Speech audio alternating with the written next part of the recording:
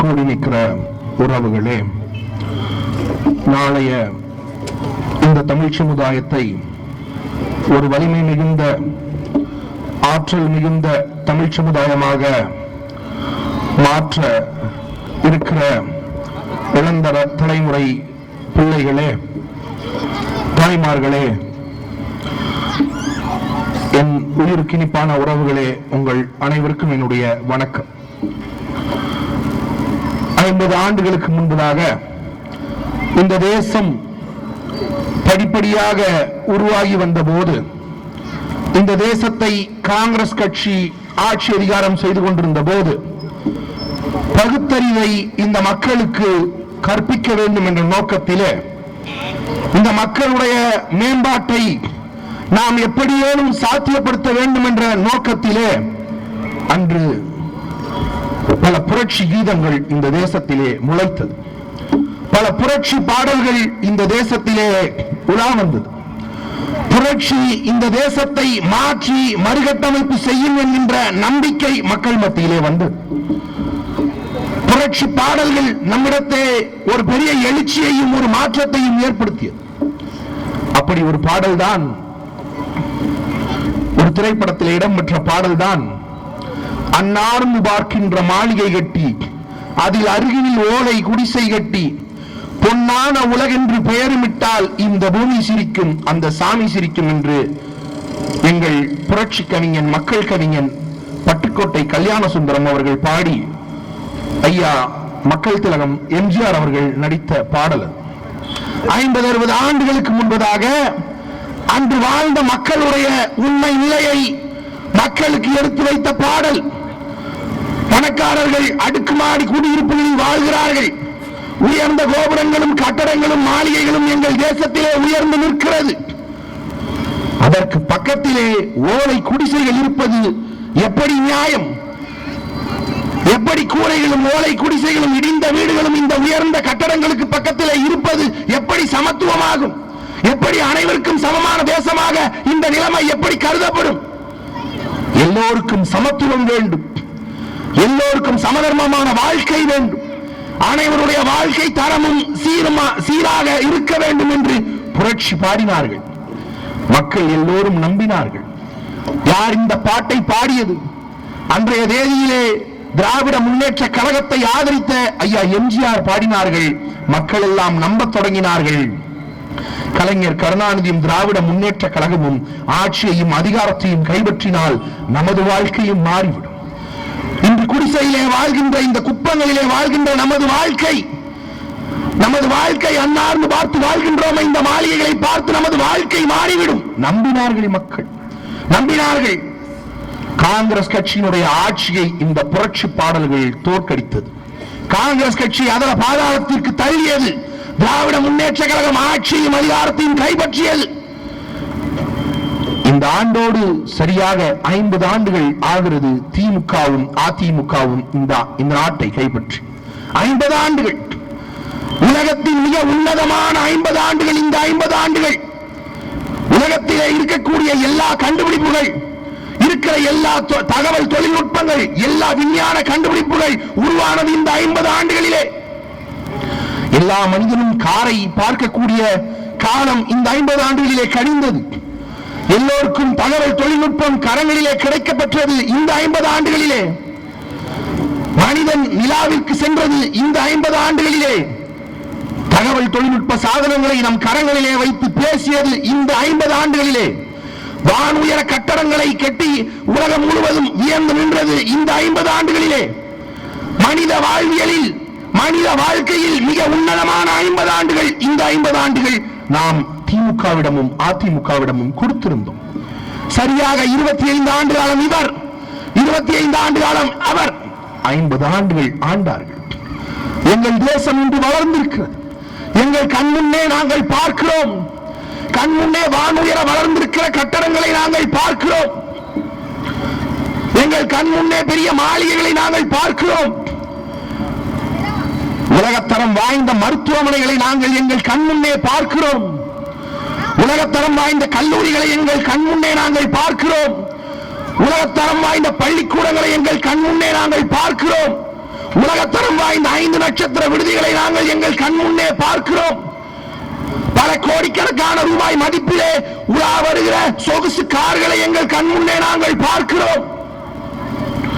மேல்தட்டு மக்களின் வாழ்க்கை, மேல்தட்டு மக்களினுடைய அடிப்படை அன்றாட வாழ்க்கை, அதை இன்று வரை நாங்கள் பார்த்துக் கொண்டேதான் இருந்திருக்கிறோம். எப்படி 50 ஆண்டுகளுக்கு முன்பு அண்ணாந்து பார்க்கின்ற மாளிகைகளை பார்த்தோமோ, எப்படி அண்ணாந்து பார்க்கின்ற மாளிகைகளை எப்படி ஓலை குடிசைகளிலே இருந்து பார்த்தோமோ, அதே போலத்தான் இந்த 50 ஆண்டுகளிலும் மாளிகைகள் அண்ணாந்து உயர்ந்துதான் இருக்கிறான். மான தமிழன் அதை வெளியிலே இருந்து வேடிக்கை மட்டும்தான் பார்க்கிறான், வேடிக்கை தான் பார்க்கிறான். 50 ஆண்டுகளிலே நாங்கள் வந்தால் இதை மாற்றி விடுவோம், நாங்கள் ஆட்சிக்கும் அதிகாரத்திற்கும் வந்தால் அதை மாற்றி விடுவோம். இந்த மண்ணின் மக்களினுடைய ஆட்சி, எங்களுடைய ஆட்சி இந்த மண்ணின் மக்களுடைய வாழ்க்கை வாழ்வாதாரத்தை உயர்த்திவிடும். வாக்குறுதிகளை நாங்கள் கேட்டோம், எங்கள் தாத்தன் கேட்டான், எங்கள் அப்பன் கேட்டான், நம்பி வாக்களித்தான்.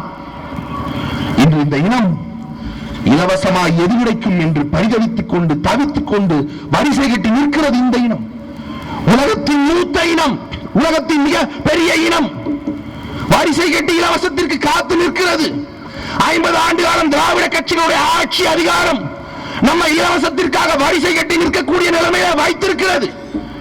ஆனால் இந்த தேசம் வளர்ந்திருக்கிறது, சென்னை வளர்ந்திருக்கிறது. உறவுகளே, சென்னை வளர்ந்திருக்கிறது. போய் பாருங்கள், 50 ஆண்டு காலம் ஆட்சியை கைப்பற்றுவதற்கு முன்பு திராவிட முன்னேற்ற கழகம் வைத்த முழக்கம் என்ற முழக்கம் வச்சாங்க.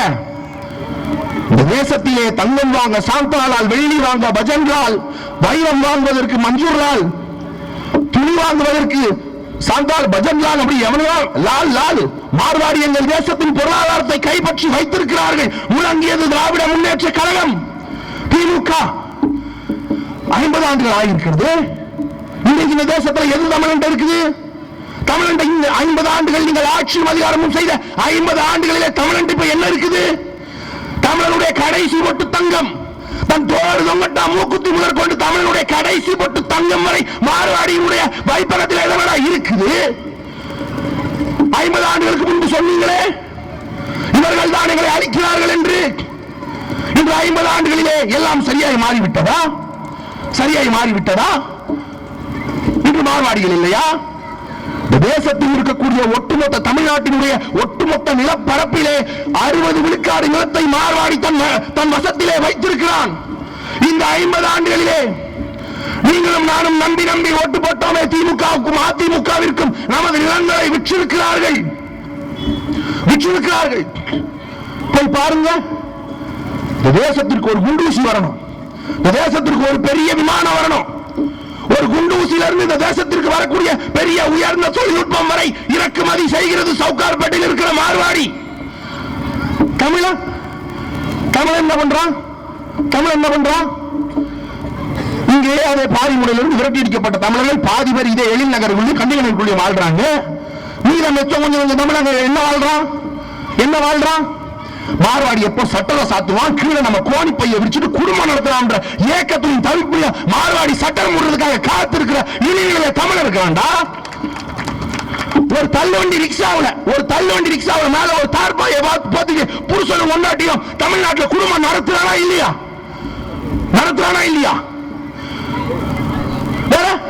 ஒரு ஒத்த ஆட்டோ ரிக்ஷா மானத்தமிழன் குடும்பத்தை ஒத்த ஆட்டோ ரிக்ஷால வாழ்றானுடா.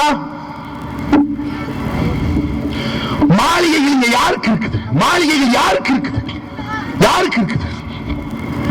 அதுல பேசுறாங்க 50 ஆண்டுகளுக்கு முன்பு மார்வாடிகளை விரட்டுவோம், தமிழ்நாட்டை தமிழர்களுக்கு தருவோம் என்று நம்மிடத்தை பொய் உரைத்தவர்கள் 50 ஆண்டு காலம் கழித்து நாடகம் நடத்துகிறார்கள்.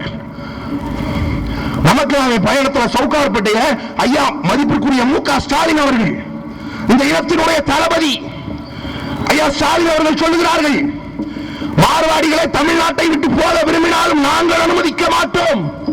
நாங்கள் அவர்களோடு நகமும் சதையும் ரத்தமுமாக கலந்து விட்டோம். யார் சொல்றது? என்ன உறவிற்கு எனக்கு மார்வாடிக்கு? எங்க ஆத்தா எங்க அப்பா எல்லாம் வீட்டுல மூட்டை தூக்கிட்டு அலையாண்டா. எங்க ஆத்தா என் தங்கச்சி என் கொண்டியா அவன் வீட்டை 10 மாத்திரம் ஒரு தேய்ச்சி கழுவிட்டு இருக்கிறாளே. ஒரு இடத்திற்கு கோதொழில் இருக்கலாம், ஒரு மக்கள் ஒரு கோதொழில வச்சிருக்கலாம்.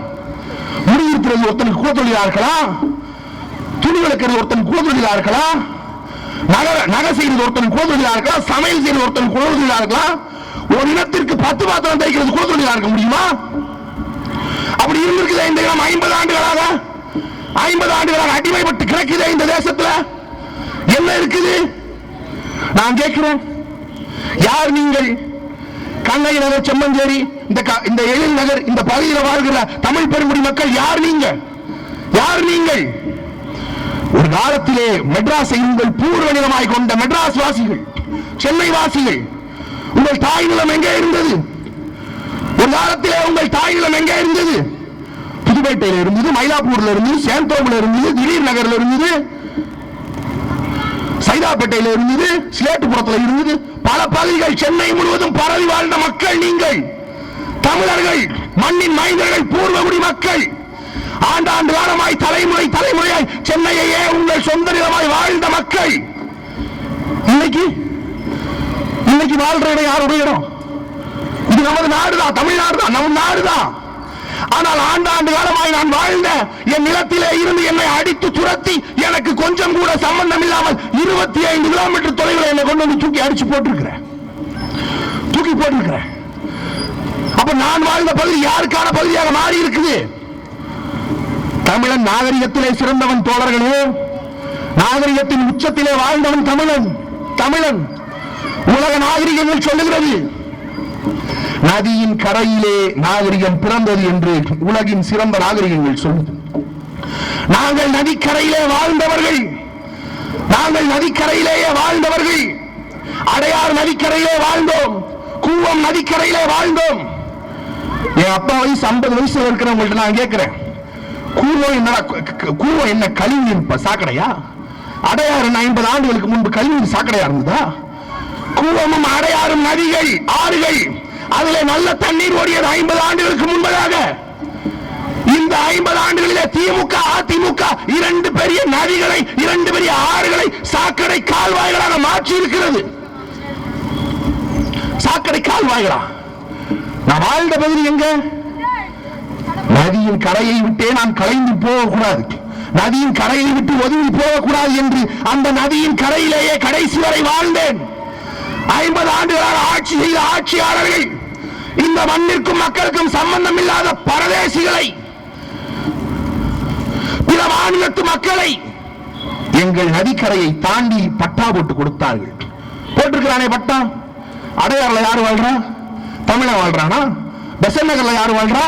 தமிழன் வாழ்றானா? போயஸ் கார்டன்ல, போட் கிளப்ல இவெல்லாம் தமிழன் வாழ்றானா? சாஸ்திரி நகர்ல தமிழன் வாழ்றானா? அண்ணா நகர்ல தமிழன் வாழ்றானா? போய் கணக்கெடுத்து பாருங்க. 100 பேர் வாழ்றானா, அதுல 80 பேர் பிற மாநிலத்துக்காரன். மலையாளத்தான் வாழ்றான், மார்வாடி வாழ்றான், கன்னடம் வாழ்றான், தெலுங்கு வாழ்றான். தமிழ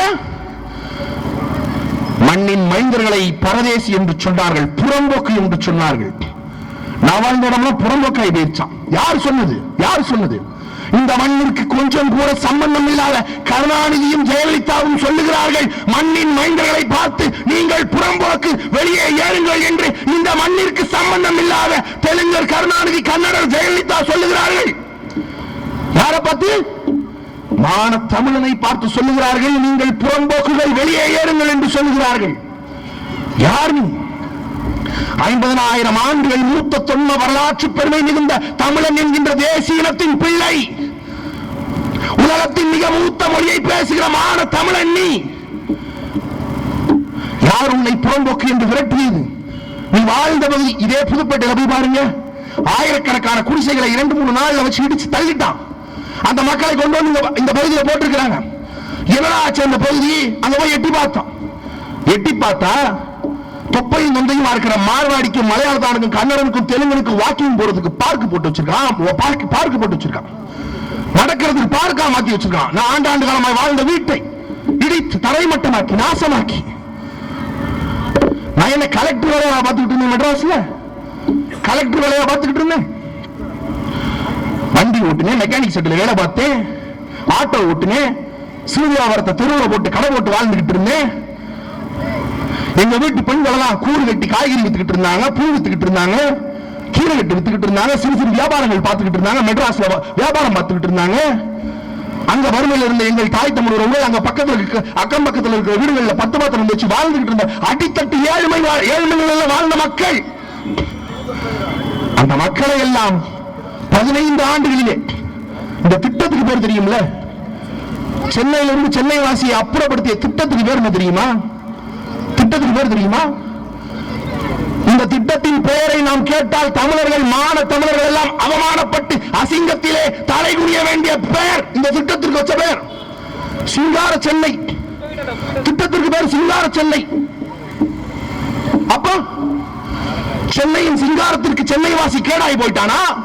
சென்னையில சென்னை வாசி வாழ்ந்தா சென்னையோட சிங்காரம் கெட்டு போயிருந்தா? யாருக்காக இந்த ஆட்சியாளர்கள்? யாருக்காக இவர்கள்? யாருடைய நலனை பாதுகாப்பதற்காக? யாருடைய வாழ்வாதாரத்தை உயர்த்துவதற்காக? கேள்வி இருக்குது, பதில் இருக்குதா? யார் இந்த மக்கள்? யார் இந்த மக்கள்? நான் கூறியிருக்கிற என்னுடைய உறவுகள்கிட்ட கேட்கிறேன்.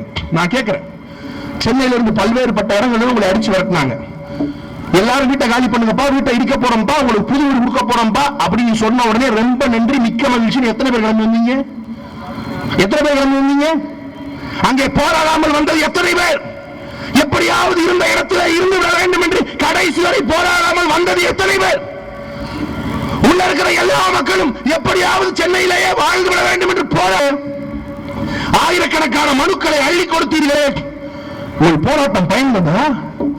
ஈவிரக்கம் இல்லாமல் உங்களை அடித்து துரத்தினார்கள், உங்களை விரட்டி அடித்தார்கள், நீங்கள் ஓடி வந்தீர்கள்.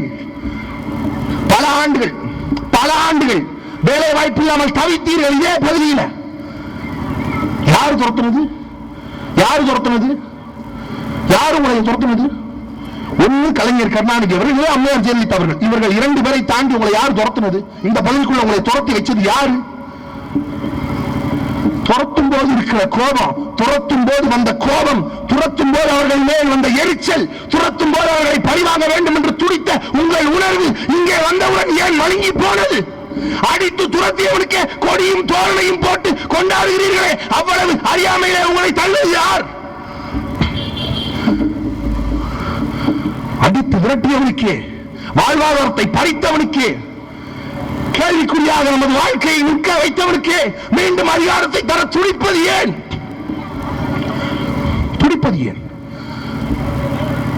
மானத்தமிழ் என்ன பண்ணிருக்கணும்?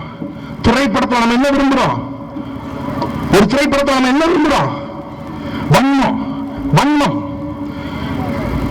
கதாநாயகனுடைய குடும்பத்தை ஆட்டத்தில் வீண சூறையாடிடுவான், குடும்பத்தை நாசம் பண்ணிடுவான். கதாநாயகன் வளர்ந்து எழுவான், எப்படியாவது என் குடும்பத்தை இந்த நிலைமைக்கு தள்ளி அவனை நான் பழிவாங்க வேண்டும் என்ற பழிவாங்க வேண்டிய உணர்ச்சி, அது உன்னதமான உணர்ச்சி. அதை விரும்பிய தமிழன், திரையிலே விரும்பிய தமிழன் நிஜத்திலே விரும்பாமல் போனது ஏன்? அந்த உணர்ச்சி உங்களுக்கு கொஞ்சமேனும் மிச்சம் இருந்தால், அந்த பழிவாங்க வேண்டும் என்ற உணர்ச்சி கொஞ்சமேனும் உங்களுக்கு மிச்சம் இருந்தால், நான் சொல்லுகிறேன், நல்ல வாய்ப்பாக மே மாதம் நடக்க இருக்கிற தேர்தல் உங்களுக்கு இருக்கிறது. போய் பாருங்க.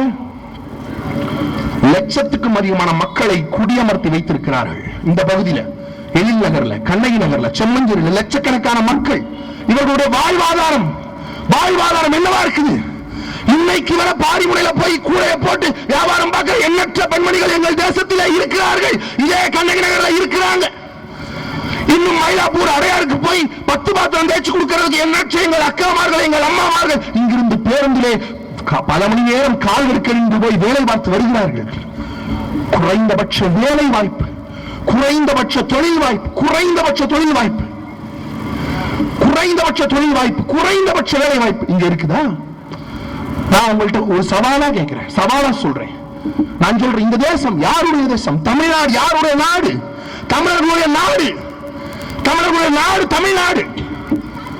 நான் உங்களுக்கு ஒரு சவாலாய் விடுக்கிறேன். ஒரு தள்ளுவண்டியை தரேன், ஒரு அன்னக்கூடைய தரேன், ஒரு இட்லி தேக்ஷாவை தரேன். நாளைக்கு போய் அந்த மெயின் ரோடு, அந்த பிரதான சாலை இருக்குது, அந்த பிரதான சாலையில ஒரு இட்லி கடையை 2 நாள் நடத்திட்டு வந்துருங்க பார்ப்போம். ஒரு இட்லி சால்னா கடையை தமிழச்சி, ஒரு 2 தமிழச்சி, ஒரு தமிழன் போய் நடத்திட்டு வெற்றிகரமா நடத்தி காட்டுங்க பார்ப்போம். நடத்துங்க. அடுத்த நாள் காவல்துறை உங்க கடையை வந்து தூக்குதா இல்லையான்னு பார்ப்போம். அடுத்த நாள் சுகாதாரத்துறை அந்த அண்டா குண்டான அள்ளி கொண்டு போய் சோழியம் வைக்குதா இல்லையான்னு பார்ப்போம். அப்போ குறைந்தபட்ச தொழில் வாய்ப்பு ஒரு இட்லி போட்டு போய்க்க முடியாது தமிழ்நாடு. ஆனா இந்த தேசம் யாருடைய தேசம்? என்னுடைய தேசம். நல்லா பாருங்க, போய் பாருங்க. வடநாட்டுக்காரன், ஹிந்திக்காரன், 1-2 தமிழ்ல தெரியாத ஹிந்திக்காரன் பீடா வித்துக்கிட்டு அலையான், மாவா வித்துக்கிட்டு அலையான். 8ஆம் கிளாஸ் 9ஆம் கிளாஸ் படிக்கிற பிள்ளைங்க மாவா போட்டுக்கிட்டு அலையுது, பீடா போட்டுக்கிட்டு அலையுது. ஹிந்திக்காரன் மக்களுடைய வாழ்க்கை தரத்தை கெடுக்கிறான். வடநாட்டுக்காரன் அந்த பீடா கடைக்கு தடை இருக்குதா எங்க தேசத்துல? அவன் அரைச்சு விக்கிற மாவாவுக்கு தடை இருக்குதா எங்க தேசத்துல? நான் கேட்கிறேன், மொழி தெரியாத ஹிந்திக்காரன் என் தேசத்துல பானிபூரி விற்கிறானே, தெருவுக்கு தெரு பானிபூரி விற்கிறானே.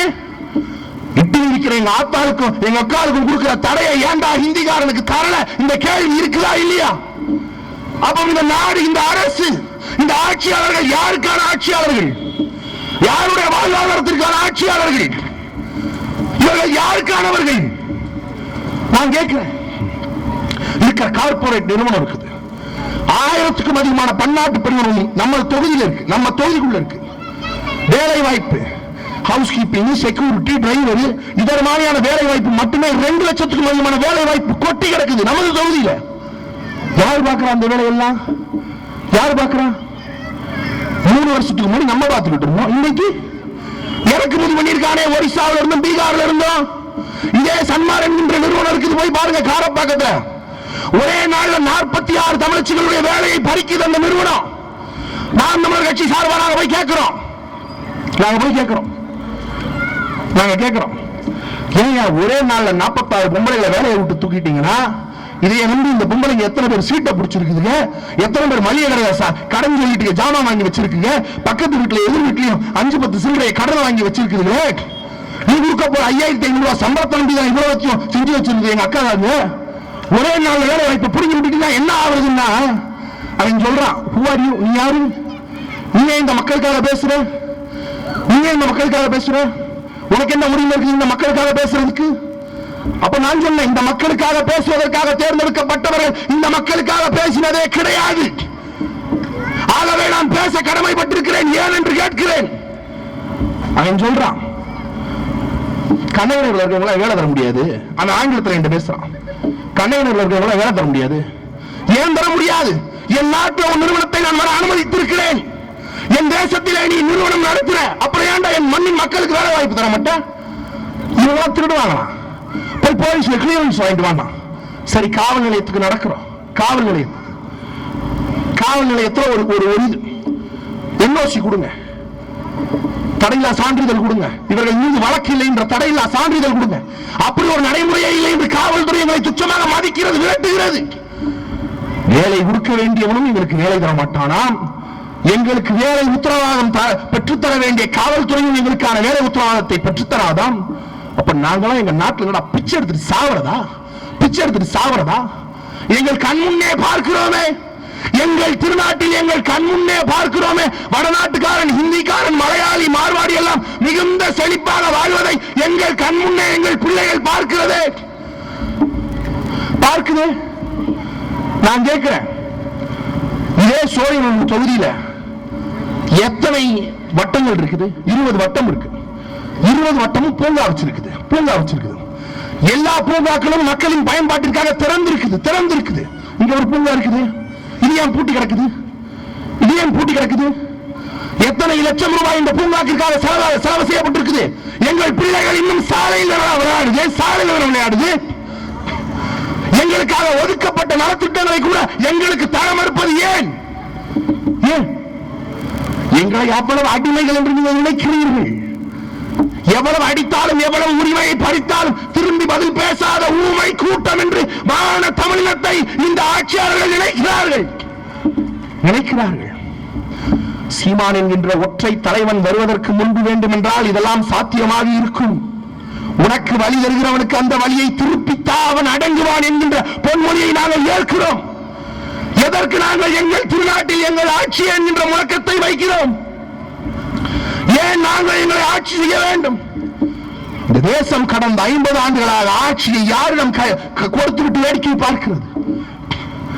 60 ஆண்டுகளுக்கு முன்பு எங்கள் பாட்டன் கனவு சுப்புரத்தினம் வருத்தத்தோடு பாடினான், முன்னெச்சரிக்கையாக தீர்க்க தரிசனமாக பாடினான் எங்கள் பாட்டன் கனவு சுப்புரத்தினம். இந்த தேசம் ஒரு அழிவை நோக்கி பயணிக்கிறது, இந்த தேசம் ஒரு ஆபத்தை நோக்கி பயணிக்கிறது, மான தமிழர்களை அறிவோடு ஒன்றாக கூடுங்கள் என்று 50-60 ஆண்டுகளுக்கு முன்பே பாடினான். என்ன பாடினான்? கைவிரித்து வந்த பகைவர் நம்மிடத்தே பொய் விரித்து நமது புலன்கள் மறைத்து நமக்குரிய உரிமை தமக்கென்பாரெனில் வழி வழியே வந்த உன் மரத்தனம் எங்கே, மொழிபட்சி எங்கே, விழிபுட்சி எழுதமிழா, விழிபுட்சி எழுதமிழா என்று எங்கள் பாட்டன் 60 ஆண்டுகளுக்கு முன்பு எங்களிடத்திலே பாடி போனான். யார் இந்த கைவிரித்து வந்த கயவர்? கைவிரித்து வந்த மனிதர் என்று கூட அவன் குறிப்பிடவில்லை. கைவிரித்து வந்த திருடர் கயவர் என்று குறிப்பிடுகிறான். யார் இந்த கைவிரித்து வந்த கயவர்? யார் இவர்கள்? நான் சொல்றேன் 60 ஆண்டுகளுக்கு முன்பு தமிழ்நாட்டிற்குள்ளே வரும்போது 60 ஆண்டுகளுக்கு முன்பதாக தான் வந்த ரயிலிலே பயண சீட்டு கூட எடுப்பதற்கு காசு இல்லாமல் திருட்டு ரயிலிலே ஏறி வந்த கலைஞர் கருணாநிதி தான் அந்த கைவிரித்து வந்த கயவர் கூட்டத்தின் முதல்வர். நான் சொல்றேனா? திருட்டு ரயில் ஏறி வந்தார். நான் சொல்றேனா? நானா சொல்றேன்? தன்னுடைய வாழ்க்கை சுய சரிதரமான நெஞ்சுக்கு நீதியிலே கலைஞர் கருணாநிதி அவர்களே குறிப்பிடுகிறார். நான் டிக்கெட் எடுக்க காசு இல்லாம திருட்டு ரயில தான் வந்தேன் கலைஞர் கருணாநிதி குறிப்பிடுறார். இப்போ ஒரு அறிவில் சிறந்த பெருமகன் ஒருத்தர் தேர்தல் பரப்புரையில் பேசுறார். என்ன பேசுறார்?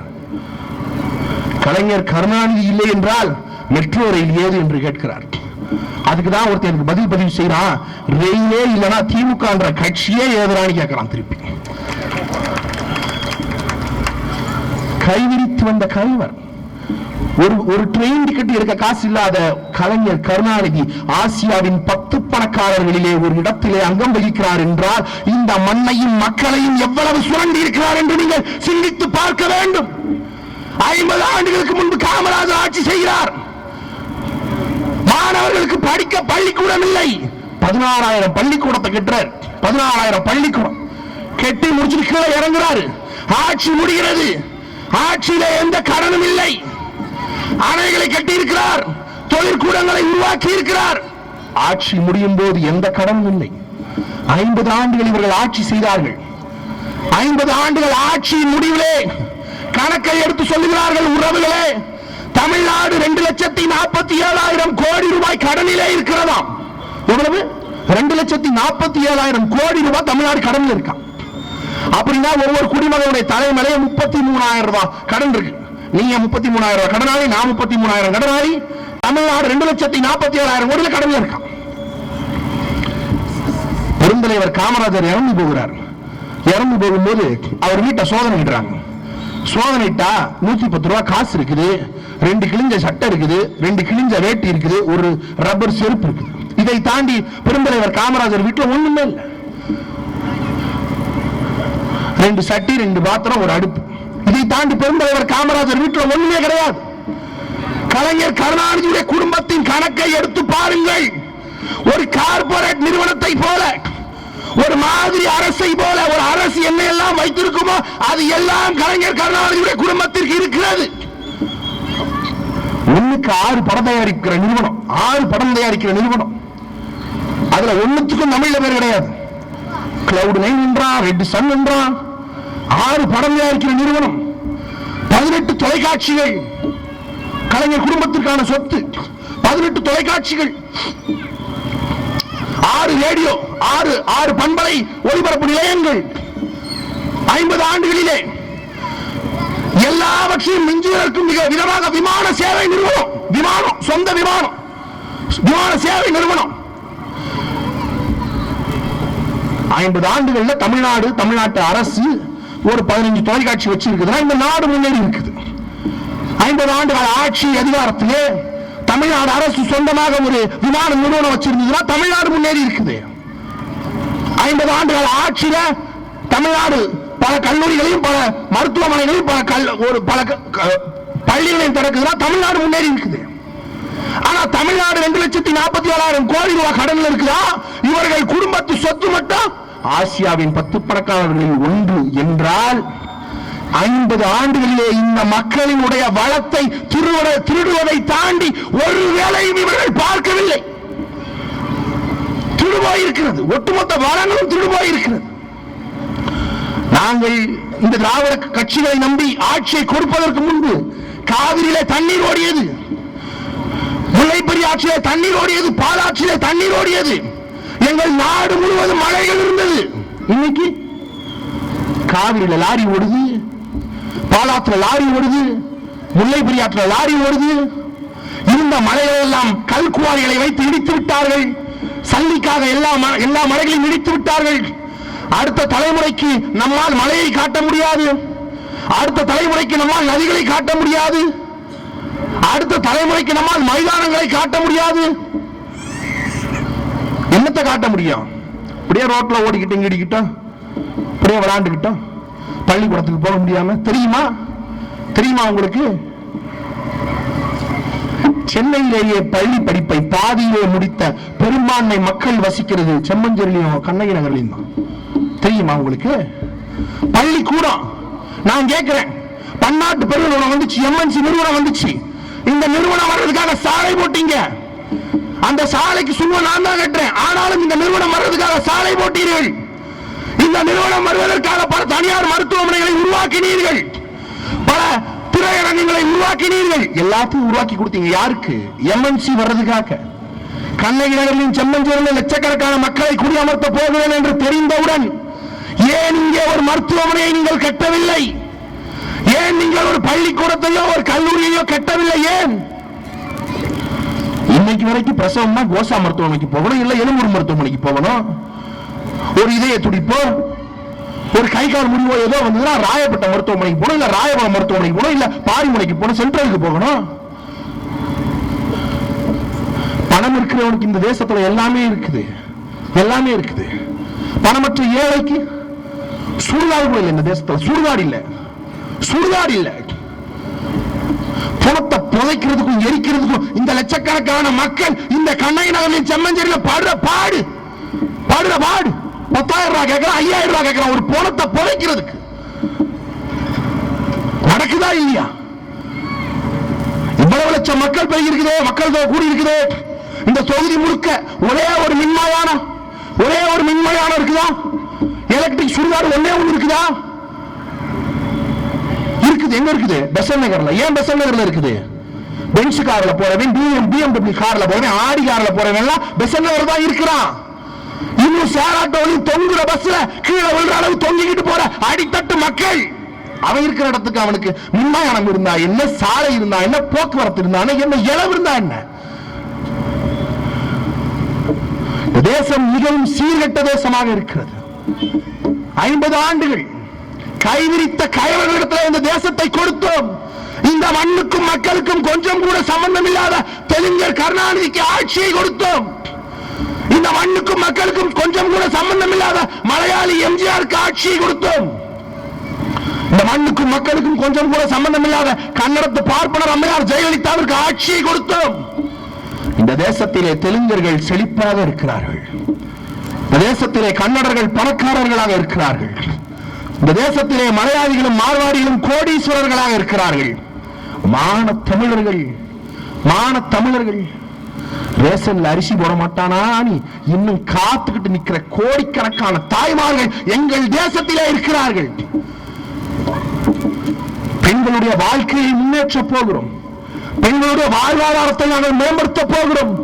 அவர்கள் வாழ்க்கை தரத்தை மேம்படுத்த போகிறோம். முழங்குகிறார்கள், திட்டம் போட்டு தீட்டுகிறார்கள், திட்டங்கள் தீட்டுகிறார்கள். இங்க இருக்கிற பொம்பளைங்கள்லாம் ரேஷன் கடை அரிசி வாங்குறதுக்கே மதியம் 1 மணில இருந்து சாயங்காலம் 4 மணி வரை அரிசி கட்டி நிக்க வேண்டியது இருக்குது. இருக்கிற பெண்கள் தண்ணி குடிக்கிறதுக்கு பெரிய ஒலிம்பிக் போட்டியில வெல்றதுக்கு அளவு முட்டி மோதி சாக வேண்டியது இருக்குது. தண்ணி குடிக்கிறதுக்கு அந்த சாக்கடை கலந்து வர தண்ணியை பிடிக்கிறதுக்கே முட்டி மோத வேண்டியது இருக்குது.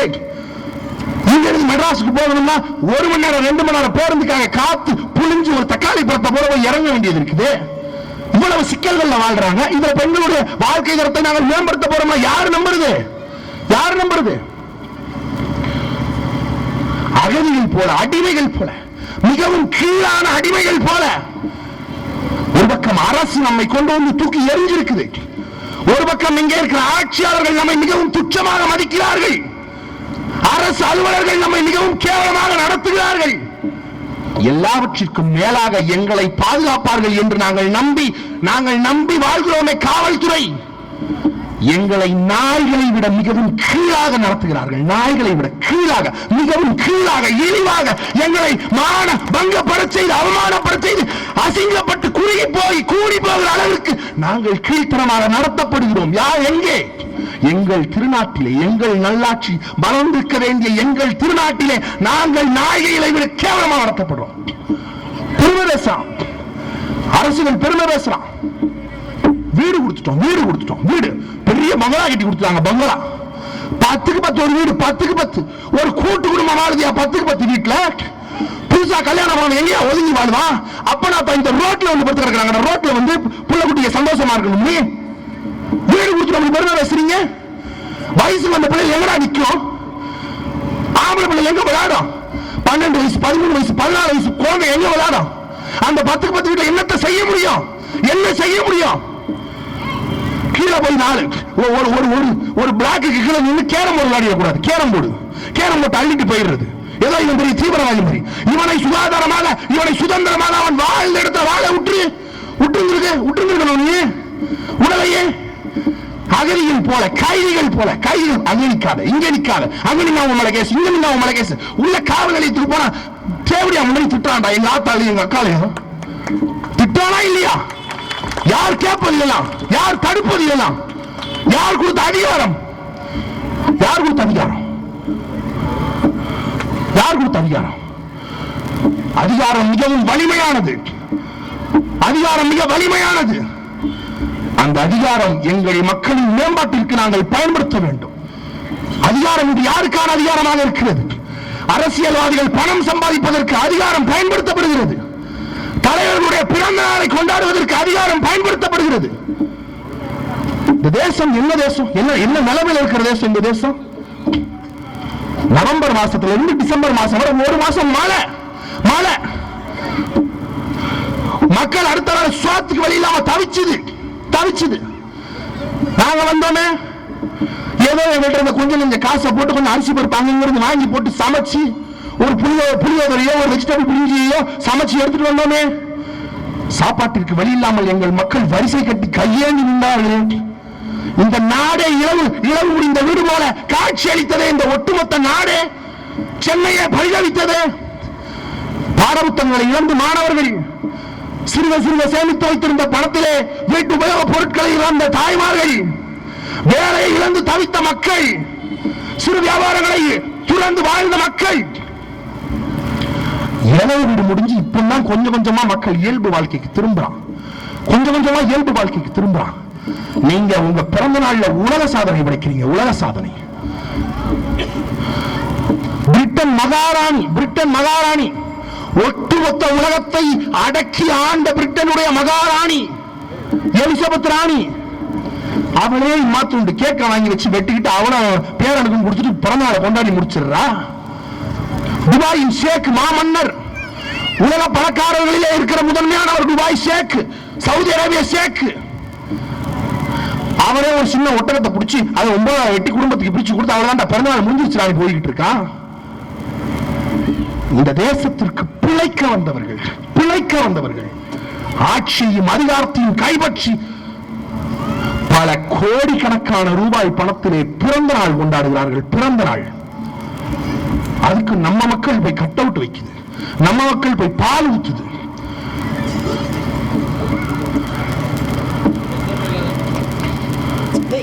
எவ்வளவு எவ்வளவு எவ்வளவு அடிமைப்படுத்தப்படுகிறோம், எவ்வளவு அடிமைப்படுத்தப்படுகிறோம். தொடர்ச்சியாக நம்மை ஆண்டு நம்ம இன்னும் ஆக துடிக்கிறார்கள். நான் கேட்கிறேன், சில எளிமையான கேள்விகளை கேட்கிறேன். கேரளான்ற ஒரு மாநிலம் இருக்குது. அந்த மாநிலம் யாருக்கான மாநிலம்? கர்நாடகாவில் ஒரு மாநிலம் இருக்குது. அந்த மாநிலம் யாருக்கான மாநிலம்? ஆந்திராவில் ஒரு மாநிலம் இருக்குது. அந்த மாநிலம் யாருக்கான மாநிலம்? மகாராஷ்டிராவில் ஒரு மாநிலம் இருக்குது. அது யாருக்கான மாநிலம்? ஒரிசாவில் ஒரு மாநிலம் இருக்குது. அது யாருக்கான மாநிலம்? கேரளா மலையாளிகளுக்கானது, ஆந்திரா தெலுங்கர்களுக்கானது, கர்நாடகா கன்னடர்களுக்கானது, ஒரிசா ஒரிய மக்களுக்கானது, மகாராஷ்டிரா மராட்டிய மக்களுக்கானது. கேரளாவில் மலையாளி தான் முதலமைச்சர், கேரளாவில் மலையாளி எதிர்கட்சி தலைவர், கர்நாடகாவில் கன்னடம் தான் முதலமைச்சர், கன்னடம் தான் எதிர்கட்சி தலைவர். ஆந்திராவில் தெலுங்கன் தான் முதலமைச்சர், ஆந்திராவில் தெலுங்கன் தான் எதிர்கட்சி தலைவர். மகாராஷ்டிராவில் மராட்டியன் தான் முதலமைச்சர், மராட்டியன் தான் எதிர்கட்சி தலைவர். ஆனா தமிழ்நாட்டில் உன் முதலமைச்சர் கன்னடர், உன் எதிர்கட்சி தலைவர் தெலுங்கர், அடுத்த பெரிய கட்சி தலைவர் தெலுங்கர், ஆள துடிக்கிற ஐயா வைகோ தெலுங்கர், மக்களோட கூட்டணியில் அங்கமாக இருக்கக்கூடிய மார்க்சிஸ்ட் கம்யூனிஸ்ட் கட்சியினுடைய தலைவர் தெலுங்கர், உங்கள் எல்லோருக்குமான கேப்டன் கோமாளி விஜயகாந்த் தெலுங்கர்.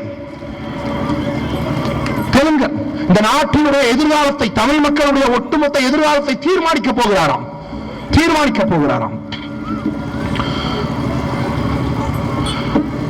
இன்னும் 4 அடி எடுத்து ஒழுங்கா நடக்க முடியுமா முடியாதான்றதை தீர்மானிக்கணும். கூட 2 பேர் பக்கத்துல நிக்கலாம், உன்னால ஒழுங்கா 2 நிமிஷம் நடக்க முடியுமா அதை தீர்மானி. எங்க எதிர்காலத்தை தீர்மானிக்கிறியாமே? கோமாளித்தனம்.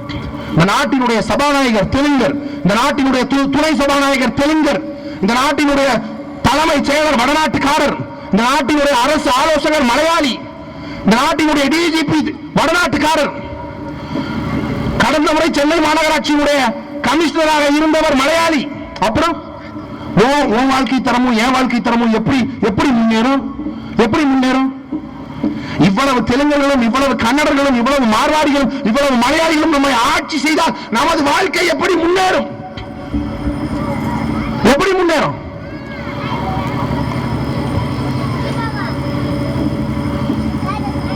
என்ன இருக்குது தமிழனுக்கு? போய் பாருங்க, இந்த சென்னை நகரத்தில் ஏதாவது மிச்சம் இருக்குதா? லட்சம் டீ கடை இருக்குது சென்னையில. 99,000 டீ கடை மலையாளி. இது அதுல கிளாஸ் கழுவிட்டு இருக்கேன் தமிழ், அதுல எச்ச கிளாஸ் கழுவிட்டு இருக்கேன் தமிழ். போய் பாரு, இந்த ஓஎம்ஆர் சாலையில 1000 உணவகம் இருக்குது. 1000 உணவகத்துல 900 உணவகம் தமிழ் அல்லாதவனுது. மலையாளியும் தெலுங்கனும் மார்வாடியும் நடத்திக்கிட்டு இருக்கா உன் நாட்டுல உணவகம். போய் பாரு, மெட்ராஸ்குள்ள போய் பாரு, சென்னை மாநகராட்சிக்குள்ள போய் பாரு, நகைக்கடை ஒண்ணு இருக்கா உங்ககிட்ட? நகைக்கடை மலையாளி சுரண்டிட்டான். Prince jewellery, Joy Alukkas, Jos Alukkas, Francis Alukkas, Malabar jewellery, Kerala jewellery, Kerala fashion jewellery, Kalyan jewellery, ஒட்டுமொத்த நகை வியாபாரம் மலையாளி கையில போயிடுச்சு. சேமித்து வாங்கிய பொட்டு நகை என்றாலும் அது தமிழ்நாட்டின் கிராமங்கள் வரை வேறுபடுத்தி வாழ்கிற மார்வாடியின் அடகு கடையிலே தமிழனுடைய கடைசி பொட்டு தங்கமும் அடகில இருக்கிறது. கண்ணகிரகர் உருவாச்சு, மல்லிகை கடை வரும்னு பார்த்தாங்க, முடியேற்ற சலூன் கடை வரும்னு பார்த்தாங்க, காய்கறி கடை வரும்னு பார்த்தாங்க. இது எதுவுமே வரல. முதல் வந்தது மார்வாடி கடை. இந்த தேசத்தில் உங்களுடைய பொருளாதாரத்தையும் உங்களுடைய பணத்தையும் உடனே கைப்பற்றுவதற்கு இவர்களை வர அனுமதித்திருக்கிறார்கள். ஏன் இவர்கள் இப்படி செய்கிறார்கள்? தமிழர்கள் இன உணர்வு பெறக்கூடாது, தமிழர்கள் கௌரவத்தோடு வாழ்ந்துவிடக் கூடாது, மானத்தோடு தலைநிமிர்வோடு தமிழர்கள் வாழக்கூடாது. வாழ்ந்துவிட்டால் என்ன ஆகும்? இன்னைக்கு தமிழ்நாட்டில் இருக்கிற தமிழன்ல ஓரளவு படிச்சு ஓரளவு மேல்தட்ட வாழ்க்கை வாழ்றவன இந்த திமுகவாலையும் அதிமுகவாலையும் அடிமையாய் வைத்திருக்க முடியாது. படித்து வேலையில் இருக்கிற தமிழன், கௌரவமான வாழ்க்கை வாழ்கிற தமிழன் ஊழல் முடி போட்டுக்கிட்டு இந்த திமுக அதிமுக பின்னாடி போக மாட்டான். அப்ப யாரை இவர்களால் பின்னால் இழுக்க முடியும்? பசிக்கு வறுமையிலே தவிக்கிற மக்களை இவர்களால் தங்கள் பின்னே ஈர்க்க முடியும். கோட்டருக்கும் கோழி பிரியாணிக்கும் கூட்டத்தை கூட்டிவிட முடியும் என்று இந்த கட்சிகள் நம்புகிறார்கள். ஒரு தோடு வெங்கட்டா மூக்குத்தி அண்டா குண்டா ஒரு 1000 ரூபாய் காசை கொடுத்து ஓட்டை வாங்கிவிட முடியும் என்று இவர்கள் நம்புகிறார்கள். அதை யார் வாங்குவது? நான் கேட்கிறேன், குடும்பத்தில் 4 பேர் இருக்கிறீங்க, 4 பேருக்கு வேலை வாய்ப்பு. ஒருத்தனுக்கு 12,000 ரூபாய் 15,000 ரூபாய் வேலை வாய்ப்பு. ஒரு குடும்பத்துடைய வருமானம் 50,000 ரூபாய். எவனாவது ஒருத்தன் இவன் கொடுக்கிற இலவசத்துக்கு வரிசையில் நிற்பானா? தமிழ இவன் கொடுக்கிற 1000 ரூபாய் காசுக்கு இந்த அராஜகமான அரசிற்கு மாறி ஓட்டு போடுவானா? தமிழ போட மாட்டான். அப்போ என்றுமே வற்றாத வறுமையிலே மக்களை வைத்திருக்க வேண்டும். எவனாவது 100 ரூபாய் காசு கொடுத்துட மாட்டானா? எவனாவது 500 ரூபாய் காசு கொடுத்துட மாட்டானா? அதை வாங்கி ஒரு சாராயத்தை குடிச்சிட்டு அந்த இளவரத்தவருக்கே ஓட்டை போட்டு இந்த நாட்டை நாசமாக்கும் வேலையை தான் இந்த அரசுகள் செய்கிறார்கள். அப்போ நாம் தமிழர் கட்சி இதை எப்படி மாற்றும்? நாம் தமிழர் கட்சி படித்தவன் படிக்காதவன் எல்லாருக்கும் முதலிலே வேலை. படித்தவனே இல்லை என்பதுதான் அடுத்த வேலை. எப்படி வேலை? எப்படி வேலை? கணக்கு என்கிட்ட இருக்குது. 1200 பன்னாட்டு பெருநிறுவனம் இருக்குது. சோழியனூர் சட்டமன்ற தொகுதி முழுக்க 1200 MNC இருக்குது. ஒரு MNCல சராசரியா 150 பேர் ஹவுஸ் கீப்பிங் வேலைக்கு மட்டும் எடுக்கிறான். ஒரு MNCல வண்டி 50 வண்டியாவது குறைந்தது ஓடுது. புல்லு புடுங்கிறது, தோட்டம் நடுறது, அப்படி இப்படின்னு ஒரு பன்னாட்டு பெருநிறுவனம் குறைந்தபட்சம் 250 பேரை வேலை வாய்ப்புக்கு நிறுத்துது, வச்சிருக்குது. அதற்கு இந்த பன்னாட்டு பெருநிறுவனங்கள் ஒவ்வொரு ஊழியருக்கும் 12,000 ரூபாயில இருந்து 15,000 ரூபாய் சம்பளம் ஒதுக்குது. அதை ஒரு கான்ட்ராக்டர், ஒரு ஒப்பந்ததாரர் நடுவுல நின்றுக்கிட்டு அந்த 12,000 ரூபாய் காசு அவன் வாங்கிக்கிட்டு எங்க அக்கா தங்கச்சிக்கு 5,000 ரூபாய் காசு கொடுத்து விரட்டி அனுப்புறோம். இதை நாங்கள் ஒழிப்போம், இதை ஒழிப்போம். அனைவருக்குமான வேலை 12,000 ரூபாய் வேலைனா அவளுக்கே 12,000 ரூபாய் இருக்கிற எல்லாருக்குமான, ஒரு குடும்பத்தில் 5 பேர் இருக்கானா 5 பேருக்குமான வேலை வாய்ப்பை உறுதி செய்வோம். ஒரு குடும்பத்திற்கான சராசரி வருமானம் 50,000 தொடுவதை அளவு நாங்க பார்ப்போம். 50,000 தொட வைப்போம். உறுதியாக செய்ய முடியும். இல்ல நாங்க கண்ணகி நகர்ல இருக்கிறவனுக்கு, செம்மஞ்சேரியில் இருக்கிறவனுக்கு, கல்லுக்குட்டையில் இருக்கிறவனுக்கு, கெனால்ல இருக்கிறவனுக்கு வேலை வாய்ப்பு தரமாட்டோம்னு சொல்லி MNC தந்தானா நின்னானா, என் மக்களுக்கு வேலை வாய்ப்பு தராத டாடா நிறுவனமோ, விப்ரோ நிறுவனமோ, CTS நிறுவனமோ என் மண்ணில் இருக்க வேண்டிய அவசியம் இல்ல. மூடிட்டு போறா நாயனே அடிச்சு துரத்துவோம். அதனால எங்கள் மக்களுக்கு தராத வேலை வாய்ப்பு நீங்க என் மண்ணில் நிறுவனத்தை வச்சுக்கிட்டு என் மக்களுக்கு வேலை வாய்ப்பு தர மாட்டியா? ஒப்பந்தத்தை நாம் தமிழர் கட்சி போடும். பொறுமையா இருங்க. பிள்ளைகளை படிக்க வைப்போம். ஆரம்ப கல்வியில இருந்து ஆராய்ச்சி கல்வி வரை தாய் தமிழ் வழி கல்வியை நாம் தமிழர் கட்சி கொடுக்கும். அனைவருக்கும் சமமான கல்வி. ஏழைக்கு ஒரு கல்வி, பணக்காரனுக்கு ஒரு கல்வி என்கின்ற முறை இருக்கிறது. ஏழைக்கு ஒரு கல்வி, பணக்காரனுக்கு ஒரு கல்வி என்ற நிலை இருந்தால் நாளை படித்து வருகிற எனது ஏழை விட்டு பிள்ளை எப்படியெல்லாம் சமூகத்திலே சமமான நிலையிலே இருக்கும். அந்த நிலையை மாற்றும். அனைவருக்கும் தரமான சமமான கல்வி. இங்க இத்தனை ஆயிரம் பேர் இருக்கிறானா, இங்க 10,000 பேர் படிக்கிற அளவிற்கான அரசு உயர்நிலை பள்ளி நாம உருவாக்குவோம். தனியார் பள்ளிகளை தோற்கடிக்கும் வகையிலே தனியார் பள்ளிகளிலே படிக்கிற மாணவர்களை விட மிகுந்த திறம் வாய்ந்த மாணவர்களாக எங்கள் மாணவர்களை நாம் தமிழர் கட்சி உருவாக்கும்.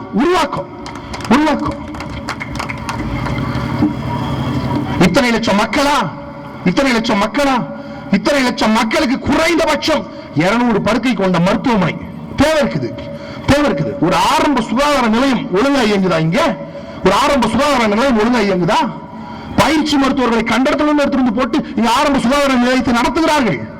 நாம் தமிழர் கட்சியின் ஆட்சியிலே இதே கண்ணகி நகர் பகுதியிலே 200 படுக்கைகளை கொண்ட அரசு உயர்தர மருத்துவமனையை நாம் நிறுவுவோம். அனைவருக்கும் இலவசமான கல்வி, இலவசமான மருத்துவம், இலவசமான குடிநீர், தரமான குடிநீர், தரமான குடிநீரை நாம் தமிழர் கட்சி தரும். எப்படி தரும்? நாம் தமிழர் கட்சியின் ஆட்சியில இலவச லேப்டாப் கிடையாது, இலவச மிக்சி கிடையாது, இலவச கிரைண்டர் கிடையாது, இலவச ஆடு கிடையாது, மாடு கிடையாது, கோழி கிடையாது. ஒரு வீட்டுல ஒரு கணவன், ஒரு மானமுள்ள கணவன் என்ன செய்யணும்? மனைவிக்கும் தன் குடும்பத்துக்கும் மிக்சி வாங்கி கொடுக்கணும், கிரைண்டர் வாங்கி கொடுக்கணும், லேப்டாப் வாங்கி கொடுக்கணும், மின்சார ஃபேன் வாங்கி கொடுக்கணும். இங்க குடும்ப தலைவர்களை எல்லாம் குடியாரர்களாக்கி ஒயின் ஷாப், டாஸ்மாக் வாசல்ல படுக்க போட்டு ஆந்திரகத்தை சாராயத்திற்கு அடிமையாக்கி தவிக்க விட்டு இந்த மக்களுக்கு கொண்டு போய் இந்த இலவசங்களை கொடுக்குறாங்க. நாங்க நாம் தமிழர் கட்சியின் ஆட்சியிலே மதுக்கடைகளை மூடுவோம். மதுக்கடைகள் மூடப்படும். பதறாதீங்க, ஆண்கள் வருத்தப்படாதீங்க. உங்களுக்காக கள்ளுக்கடைகள், தென்னங்கள், பழங்களை நாம் இறக்குமதி செய்வோம். தாய்ப்பாலை விட அதற்கு நிகரான எல்லா மருத்துவ குணங்களை கொண்ட தென்னங்களையும் பழங்களையும் நாம் இறக்குமதி செய்வோம். நான் கேட்கிறேன், எத்தனை ஆண்கள் தென்னங்களையும் பழங்களையும் குடிச்சிட்டு குடல் வந்து செத்து இருக்கிறான்? எத்தனை ஆட்களுக்கு குடல் குந்தாணி போயிருக்குது? எத்தனை பேருக்கு லிவர் போயிருக்குது? ஏன் இந்த அரசுகள்ல பாத்தீங்கன்னா ரொம்ப வேடிக்கையான அரசு. இந்த அரசுல ஒரு துறை இருக்குது, என்ன தெரியுமா? மது ஒழிப்பு துறைன்னு ஒரு துறை இருக்குது. அந்த துறைக்கு அமைச்சர் ஐயா நத்தம் விஸ்வநாதன் அவர்கள். மது ஒழிப்பு துறை, இவர்கள் மதுவை ஒழிப்பார்கள். அந்த துறையில இந்த மது ஒழிப்பு துறை செய்யற வேலை என்ன தெரியுமில்ல? ஒரு ஏழை விவசாயி ஒரு பானையை கட்டிட்டு எங்கேயாவது கல் இறக்கிட்டு இருப்போம், தென்னங்கல்லையும் மணங்கல்லையும். அங்க கீழே போய் நின்றுட்டு ஒரு உண்டியலை வச்சு அந்த பானையை உடைக்கிறது. இதுதான் இந்த மது விலக்கு துறை செய்யற வேலை. வேற இந்த மது ஒழிப்பு துறை என்ன தெரியுமா செய்யும்? 100க்கு 4 படிப்பகம் இருந்தா அது நல்ல அரசு, 100க்கு 4 நூலகம் இருந்தா அது நல்ல அரசு. இவ்வளவு பேர் வந்துட்டானே, என்னன்னா ஒரே ஒரு டாஸ்மாக் தான் எப்படி இந்த மக்களுக்கு பார்த்தோம், 4 டாஸ்மாக் சொல்லி 100க்கு 4 டாஸ்மாகை திறக்கிற அரசு இந்த அரசு ஒரு துறை, அது மது விலக்குத்துறை. ஆனா அது மது விலக்குத்துறை இல்லப்பா, அது மது விற்பனை துறை. மது விற்பனை துறை வைத்திருக்கிற அரசு. மதுக்கடைகளை மூடுவோம். நான் சொல்றேன் உங்களுக்கு, 15 ஆண்டுகளாக டாஸ்மாக் நிறுவனத்தில் விற்கிற சாராயத்தை சாராயம் நினைக்காதீங்க. அது சாக்கடை தண்ணி, அது சாக்கடை தண்ணி, கழிவு தண்ணி. அது தெரியுமா உங்களுக்கு? கழிவு தண்ணி உங்களுக்கு தெரியுமா? உலகத்தில் எல்லா நாடுகளும் சாராயத்தை உற்பத்தி செய்து, எல்லா நாடுகளும் அது சோளத்திலிருந்து உற்பத்தி செய்து, பார்லியிலிருந்து உற்பத்தி செய்து, கோதுமையிலிருந்து உற்பத்தி செய்து, திராட்சை பழத்திலிருந்து உற்பத்தி செய்து, முந்திரி பழத்திலிருந்து உற்பத்தி செய்து, ஆப்பிள் இருந்து உற்பத்தி செய்து, இந்த மாதிரி பல வகைப்பட்ட பழங்கள்ல இருந்து உற்பத்தி செய்து, கோதுமையிலும் பார்லியிலிருந்து உற்பத்தி செய்து. தமிழ்நாட்டில் இருக்கிற சாராய ஆலைகள் எதுல தெரியுமா உற்பத்தி செய்து? எதுல தெரியுமா உற்பத்தி செய்து? சர்க்கரை எடுத்து முடிச்சுட்டு சக்கையை வெளியே விடுவான் பாருங்க, கரும்பு சக்கையில் இருக்கக்கூடிய கழிவை வைத்து சாராயம் உற்பத்தி செய்கிற தேசம் இந்த தேசம். குடிக்கிறாங்கடா இத்தனை கோடி மக்கள், ஒரு தரமான சாராயத்தை கூட தரக்கூடாதுன்ற நோக்கத்தில் கரும்பு சக்கையில் விற்குது சாராயத்தை. உலகத்தில் எல்லா நாடுகளிலும் குடிகாரம் இருக்கிறான். உலகத்தில் எல்லா நாட்டிலையும் குடி நோயாளி இருக்கிறது எந்த நாட்டில் தெரியுமா? தமிழ்நாட்டில் மட்டும்தான் குடி நோயாளி இருக்கிறான். காலையில ஒரு கொள்றையோ ஒரு பெயிண்ட் பிரஷ் கையில எடுக்கிறதுக்கு முன்னாடி கட்டிங் போடலாம் குடிக்க முடியாது. காலையில வேலைக்கு போறதுக்கு முன்னாடி ஒரு கட்டிங், மதியம் சாப்பாட்டு இடைவேளையில ஒரு கட்டிங், ராத்திரி வரும்போது ஒரு ஹாப்பு, வீட்டுக்கு ஆப்பு. அப்புறம் வாங்குறது 400 ரூபாய் சம்பளம், அதுல டாஸ்மாக்ல 350 ரூபாய் சம்பளம், மீதி 50 ரூபாய் எங்க? வரும்போது பீடி சிகரெட் பான் பராக்க வாங்கி தின்னுட்டு துப்பிட்டு வந்துட வேண்டியதுதான். அப்புறம் சோத்துக்கு என்ன வழி? அதான் அம்மா இலவசமா அரிசி தராங்கல்ல, அம்மா ஹோட்டல்ல போய் 1 ரூபாய் இட்லி வாங்கி தின்னுட வேண்டியதுதான். மக்களை உழைக்க வைத்து டாஸ்மாக் என்கின்ற நிறுவனத்தை வைத்து மக்களின் உழைப்பை உறிஞ்சுகிறது இந்த அரசுகள், இந்த ஆட்சி முறைகள். உலகத்திலேயே எங்கேயும் பார்க்காத வினோதம் நம்ம காவல்துறை. குடிக்க போறேன் பைக்ல போலாம், குடிக்க போறேன் பைக் ஓட்டிட்டு டாஸ்மாக்ல போய் குடிக்கலாம், குடிச்சிட்டு திரும்பி வரவன் பைக் ஓட்டிட்டு வரக்கூடாது. அப்புறம் பைக் அங்கேயே விட்டுட்டு வந்துடுவான்,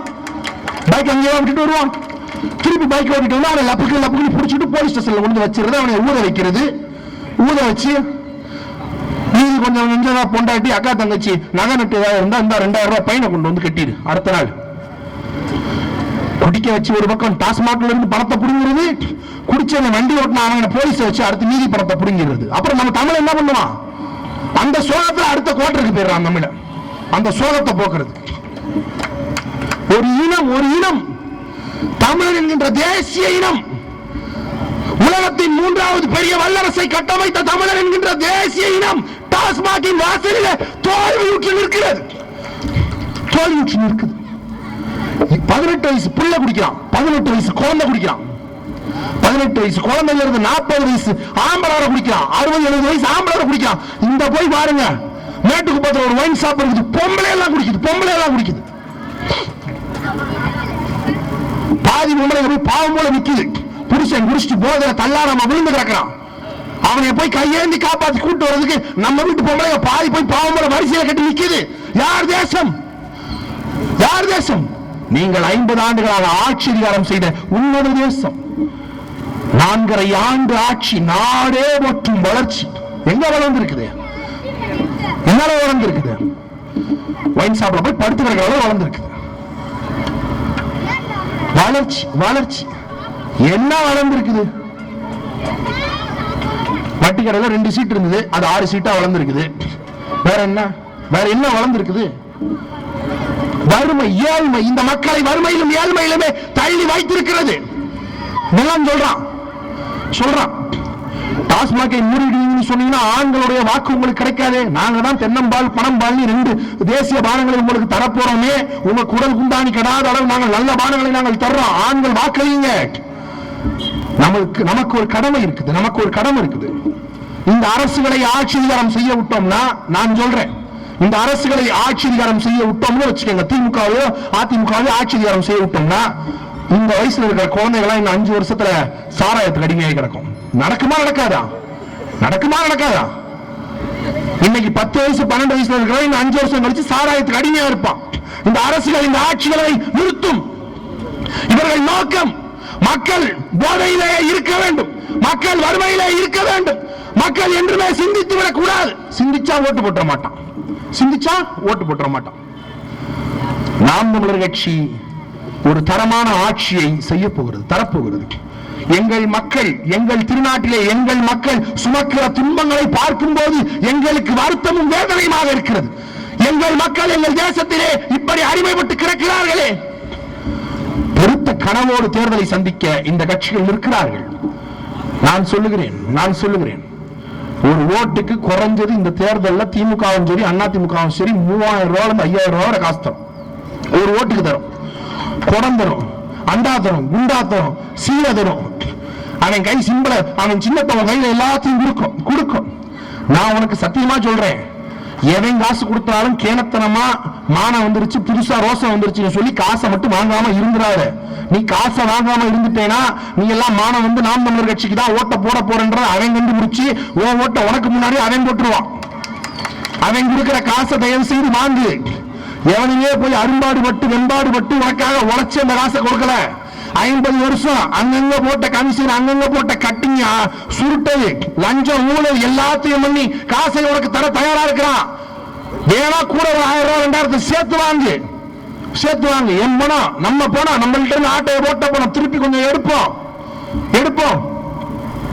அப்புறம் பால் எடுத்துட்டு வருவான், பச்சை பிள்ளைய போட்டு தாண்ட சொல்லுவான், குலதெய்வம் படத்தை எடுத்துட்டு வந்து சத்தியம் பண்ண சொல்லுவான். எல்லாத்தையும் செய்ய, தயவு செய்து செய்ய. கற்பூரத்தை அடிச்சு சத்தியம் பண்ண சொன்னா தயவு செய்து கற்பூரத்தை அடிச்சு சத்தியம் பண்ணு. பால் அடிச்சு சத்தியம் பண்ண சொன்னா சத்தியம் பண்ணு. பிள்ளைல அடிச்சு சத்தியம் பண்ணா சத்தியம் பண்ணு.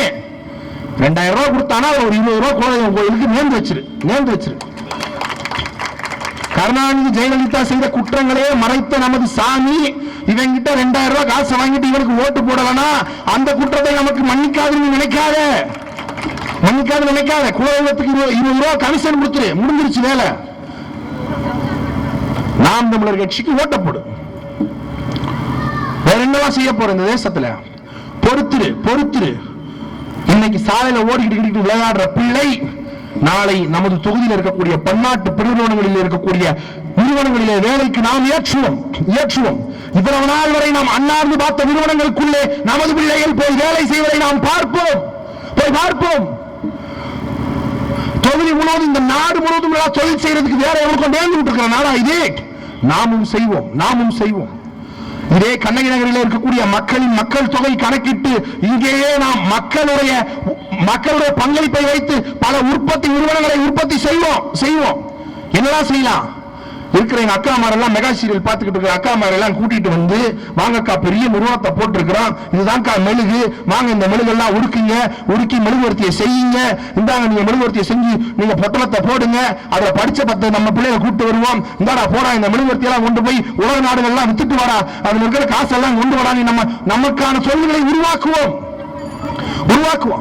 கடை சந்தை போடுறதுக்கு இங்கிருந்து பாரிஸுக்கு போக வேண்டாம். குளிர் சாதனம் ஊட்டப்பட்ட உலகத்தரம் வாய்ந்த சந்தையை இந்த மைதானத்தில் நம்ம போடுவோம். இங்க வெள்ளிக்கிழமை வந்தா காய்கறி கிடைக்கும். யாரு இப்ப கண்ணகி நகர்ல இருக்கிறத 2 நாளுக்கு முன்னாடி கோயம்பேட்டில் போய் எல்லா காய்கறியும் வாங்கி பொட்டலம் போட்டு அதுல அரசு கொடுக்கக்கூடிய குளிர் சாதன பெட்டிக்குள்ள வச்சு கண்ணகி நகர்ல இருக்க கண்ணகி நகர் வாசி விற்பான். அடுத்த நாள் வெள்ளிக்கிழமை, சனிக்கிழமை வந்தா நாங்க இறைச்சி சந்தை போடுவோம். இறைச்சி சந்தை நாம் தமிழர் கட்சியில் இருக்கக்கூடிய பல மாவட்டங்கள் இருக்குது. நம்ம இங்க சென்னைக்குள்ள இருந்து ஆடு மாடு வைக்க முடியாது. ஆனா நம்ம அண்ணன் தம்பி இங்க செங்கல்பட்டை தாண்டின உடனே நாம் தமிழர் கட்சியுடைய பண்ணைகள் இருந்து இருக்கிற ஆடுகளையும் மாடுகளையும் நாம இறக்குமதி செய்வோம். அந்த ஆடுகளையும் மாடுகளையும் நாம் குளிர் சாதன பெட்டியிலே வைத்து சென்னை முழுக்க இங்க வச்சு நிற்போம். இது ஒரு பெரிய சந்தையை உருவாக்குவோம். நமது உற்பத்தி பொருட்களை உலகம் முழுவதும் கொண்டு போய் சந்தைப்படுத்துவோம். சீனா என்ன பண்ணுது? சீனா இருக்கிற மக்கள்கிட்ட எல்லாம் சிறு இயந்திரங்களை கொடுத்து அரசே அவர்களை உற்பத்தி செய்ய வைத்து அரசே அதை கொள்முதல் செய்து அரசே விற்று மக்களுக்கு அரசே பணம் தருது. ஆனா இங்க அரசு இலவசமாய் ஆடு தரும், கோழி தரும், மிக்சி தரும், கிரைண்டர் தரும், 1 ரூபாய்க்கு அரிசி கொடுக்கும், 1 ரூபாய்க்கு இட்லி தரும், மக்களுக்கு வேலை வாய்ப்பு, அதை மட்டும் தராது. நாம் தமிழர் கட்சி இலவசங்களை துடைத்தெறிய போகிற கட்சி. இலவசம் என்றால் என்ன தெரியும்ல? ஒருத்தன் இப்படி கையை ஏந்தனா அது பேர் பிச்சை. ஒரு இனமே கையேந்தனா அதுக்கு பேர் இலவசம். ஒரு இனமே கையேந்தனா இலவசம். இலவசத்திற்கு கையேந்தி நிற்கிற இந்த மக்கள் யார் தெரியுமா? யார் தெரியுமா? நீயும் நானும் இலவசத்திற்கு கையேந்தி நிற்கிற நீயும் நானும் யார் தெரியுமா? உலகத்திலே எல்லா நாடுகளும் வீட்டின் வாசலிலே நாயை கட்டி வளர்த்தார்கள். தமிழன் என்கின்ற தேசிய இனத்தின் மகன் மட்டும்தான் தன் வீட்டின் வாசலிலே திண்ணையை கட்டி வளர்த்தான். எதற்கு? வருகிறவன் போகிறவன் எல்லாம் பசியார வந்தால் அவனை அமர வைத்து அவனுக்கு பசியார உணவை கொடுத்து அனுப்பும் மாண்பை உடைய தமிழன். இந்த பூமி பந்திலே கோலம் போடுகிற மாண்பு, கோலம் போடுகிற பழக்கம் எந்த இனத்திற்கும் கிடையாது. வடநாட்டுல போய் பார்த்தீங்கன்னா கலர்புடி வச்சு கோலம் போடுவான், கேரளாவில் பூவை வச்சு கோலம் போடுவான். ஆனால் தமிழ்நாட்டில் மட்டும்தான் தமிழர்கள் அரிசி மாவுல கோலம் போட்டான். அரிசி மாவுல கோலம் போட்டான். எதுக்கு அரிசி மாவுல கோலம் போட்டான்? கல்லு மாவுல கோலம் போட்டா ஈக்கும் எறும்புக்கும் உணவாகாது, ஆக ஈயும் எறும்பும் கூட சாப்பிட வேண்டும் என்று அரிசி மாவிலே கோலம் போட்ட ஒரு இனம். அரிசிக்கு, இலவச அரிசிக்கு வரிசை கட்டி நிற்குது, வரிசை கட்டி நிற்குது. ஒரு தேசிய இனத்தின் பிள்ளைகள் தங்கள் தேசிய இனத்தின் பண்டிகை பொங்கல் பண்டிகை, பொங்கலை கொண்டாடுறதுக்கு தமிழன் மான தமிழன் பொங்கல் கொண்டாடுறதுக்கு அரசு இலவசமாய் வேட்டி தரணும், அரசு இலவசமாய் சேலை தரணும், அரசு இலவசமாய் அரிசி தரணும், பருப்பு தரணும், வெல்லம் தரணும், சீனி தரணும், சக்கரை தரணும், கடைசியில் பூசை முடிக்கிறதுக்கு குவார்டருக்கு 100 ரூபாய் காசு தரணும். இதை கொடுத்தாதான் பொங்கலே கழியும் என்ற நிலைமைக்கு தமிழன் இன்னைக்கு இருக்கிறான். மாற்றுவோம், இதை நாம் மாற்றுவோம். எங்கள் தேசத்திலே பிழைக்க வந்தவர்கள் எல்லாம் செழிப்பாக இருக்கிறார்கள். இதுல தமிழன் பிளாட்பாரத்தில் வாழ்ற தமிழன் பேசுறான். எங்க பிளாட்பாரத்தில் வாழ்ற தமிழன் பேசுறான். வந்தோரை எல்லாம் வாழ வைத்த இனம் என்று பிளாட்பாரத்தில் வாழ்ற தமிழன் பேசுறான். போதும், வந்தவனை எல்லாம் நாம் வாழ வச்சதும் போதும், இங்க கண்ணகி நகர்ல வந்து கும்மி அடிக்கிறதும் போதும். வந்தவரை எல்லாம் வாழ வைத்தோம், அது நமது இனத்தின் அடிப்படை பெருமை. நாம் வந்தவரை எல்லாம் வாழ மட்டுமா வச்சோம்? வந்தவரை எல்லாம் ஆள வச்சோம், ஆள வச்சோம். வந்தவனுக்கு எல்லாம் முதலமைச்சர் பதவியை அள்ளி கொடுத்தோம், அள்ளி கொடுத்தோம். ஏன் தெரியுமா? தமிழனுக்கு அடிப்படையில் ஒரு தாழ்வு மனப்பான்மை இருக்குது. கருப்பா இருக்கிறவன் நம்மளுக்கு எப்படா தலைவனாக முடியும், இவனுக்கு ஒரு தாழ்வு மனப்பான்மை இருக்கு. அதனாலதான் கருப்பா இருக்கிற காமராஜரை விட்டு தள்ளிட்டு வெள்ளையா இருக்கிற கருணாநிதிக்கு ஓட்டா போட்டுட்டான். அதுக்கப்புறம் நல்லவனா வருவான்னு பார்த்தா வெள்ளையா இருக்கிற எம்ஜிஆரை பிடிச்சிக்கிட்டான். அதுக்கப்புறம் வேற யாராவது வருவாரான்னு பார்த்தா வெள்ளையா இருக்கிற எம்ஜிஆரை பிடிச்சிக்கிட்டான், ஜெயலலிதாவை பிடிச்சிக்கிட்டான். போதும், வெள்ளைத்தோலை நம்பி நம்பி தெருவோரங்களிலே வந்து அமர்ந்தது போதும்.